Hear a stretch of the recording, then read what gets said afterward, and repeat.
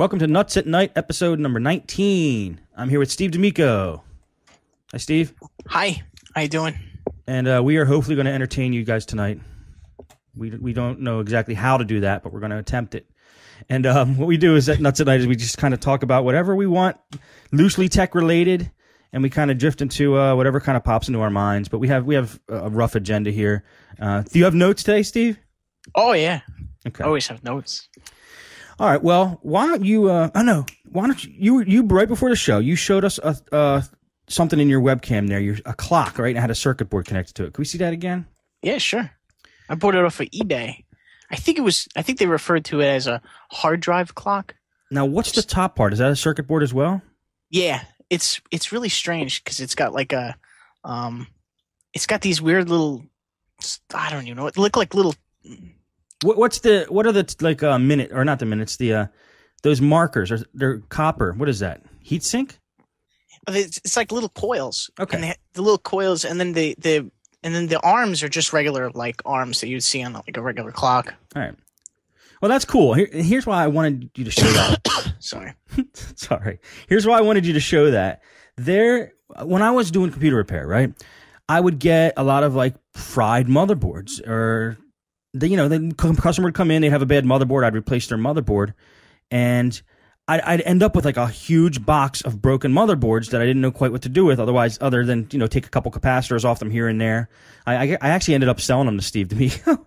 D'Amico. But the thing the idea I had to do with them is make clocks out of them.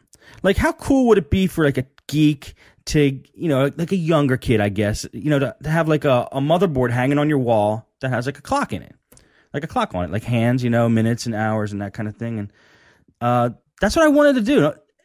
Don't you think that's a good idea? Yeah, absolutely. I'm all for the old buying. For all the making stuff and everything. But I had that idea too. I just had no idea how I was going to do it. Well, I looked online and I found some places that sell like watch mechanisms or clock mechanisms, and I don't know. I never actually just ended up just doing it, buying the parts and doing it. It didn't seem like, because I went on eBay to see if there's anybody else selling motherboard clocks, and it just didn't seem that profitable. So I decided kind of not to do it. But I thought it was a cool idea. I mean, who wouldn't want to have a motherboard hanging on their wall and like their tech shop, with a clock on it?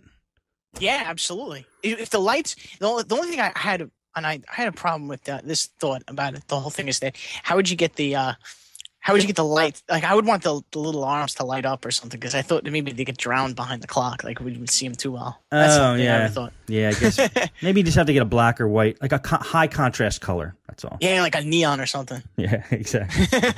All right, enough of my bright ideas. What do you got over there? Well, I was listening to some of the podcasts, and I was hearing some of the guys who were having a hard time remembering some of the things that they were doing, like they would think about these jobs and like, oh man, what happened to that job? Oh, there was something job. It was really good. And I wanted to talk about it, and I just don't remember what it was.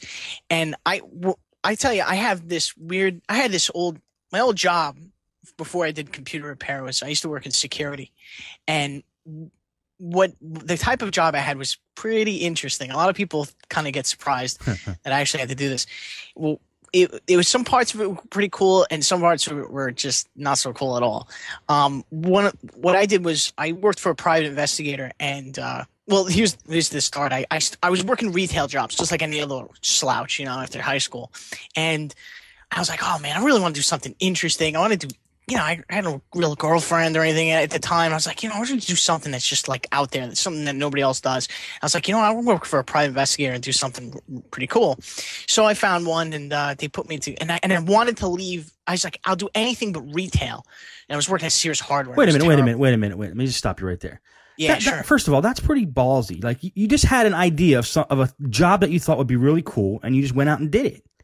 Yeah, pretty much. But it was, and I kind of did it for the story, and I knew it would, and I knew it was going to be rough, and I knew it was going to be like horrible. What did you want to do? What did you want to do for a private investigator? What was your plan? Like, what was your ideal thing you wanted to do? Like, just be sneaky about like finding things out about people and stuff, or? Yeah, I thought. Well, I knew that there was only two entry-level jobs that these private investigators would hire me for. One of them was to do surveillance, which is kind of rough because you're just driving and you have to like almost chase people all day, and you have to kind of just follow. You just really just follow some schlub that's cheating on his wife or girlfriend or who knows what, and or and then it's either that or you have to do retail jobs. And I didn't realize I'd be stuck back into the retail thing. And so what? What do you mean retail? Like I left the retail world of like banging away on registers and putting products away on shelves and stuff like that and dealing with walk-in customers. I wanted to get away from that because I hated it.